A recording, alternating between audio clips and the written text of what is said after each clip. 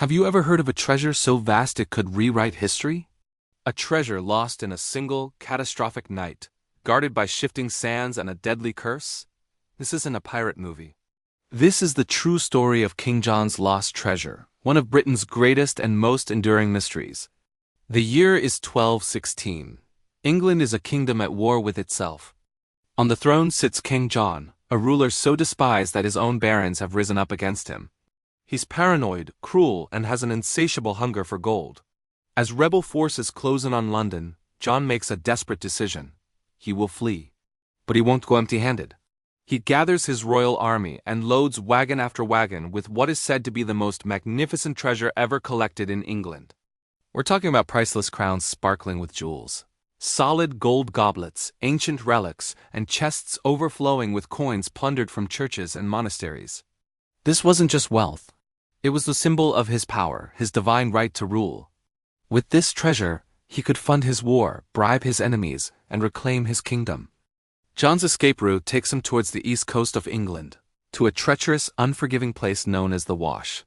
It's a massive bay, a maze of marshes, quicksand, and tidal estuaries where the sea can rush in with terrifying speed.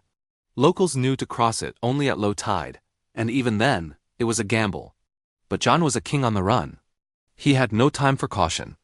His convoy, a long train of heavy-laden carts, soldiers, and horses, began the perilous crossing. The air grew heavy. The sky darkened.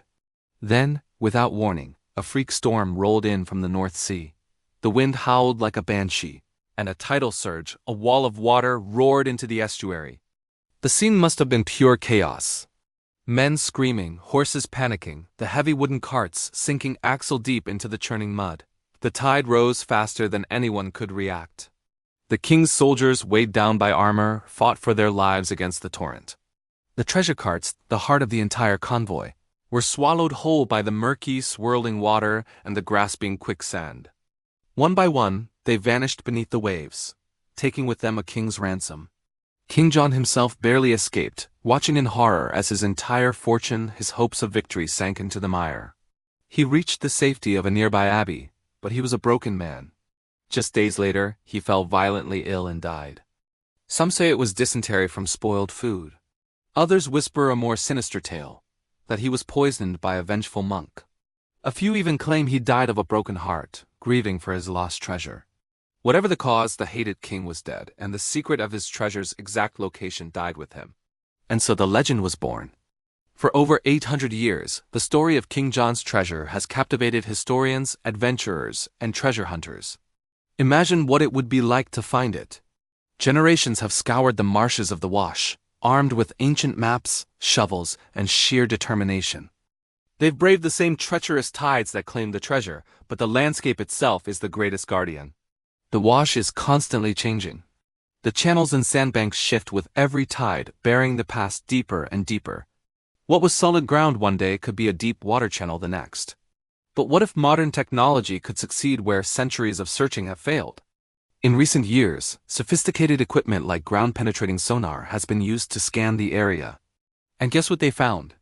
Strange, metallic anomalies buried deep beneath the riverbeds. Clusters of objects that are the right size and shape to be treasure chests and wagons. The readings are tantalizingly close to where historians believe the disaster occurred. So why hasn't anyone started a massive excavation? Here's where the mystery deepens. The land is heavily protected, and the British government is extremely reluctant to grant permission for any large-scale digging. The official reason is environmental protection and the archaeological significance of the area. But this level of restriction has fueled countless conspiracy theories. One popular theory is that the government already knows where the treasure is, or perhaps they've already found it. Think about it. Could such a significant part of the crown jewels have been secretly recovered centuries ago and quietly placed in a secure vault, hidden from public knowledge? It's a compelling idea. Perhaps admitting its recovery would open a floodgate of ownership claims and historical debates they'd rather avoid. Then there's the more mystical explanation. The legend carries a dark warning, a curse. It's said that much of the gold was stolen from the church, sacred items desecrated by a greedy king. As a result, the treasure is cursed.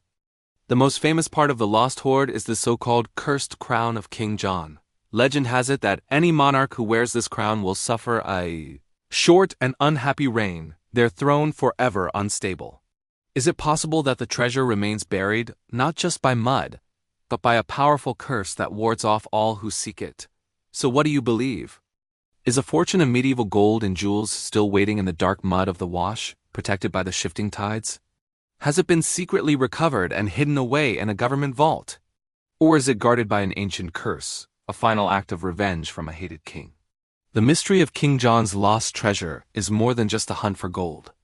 It's a story of greed, betrayal, and a single fateful moment where a king's ambition was swallowed by the sea. Perhaps one day, a storm will shift the sands just right, revealing a glint of gold and solving an 800-year-old secret. Until then, it remains one of history's most compelling lost treasures. Thanks for joining me on this journey into the past. If you love stories about lost treasures and historical mysteries, make sure to hit that subscribe button and ring the bell so you don't miss our next adventure. Let me know in the comments what you think happened to King John's treasure. See you next time.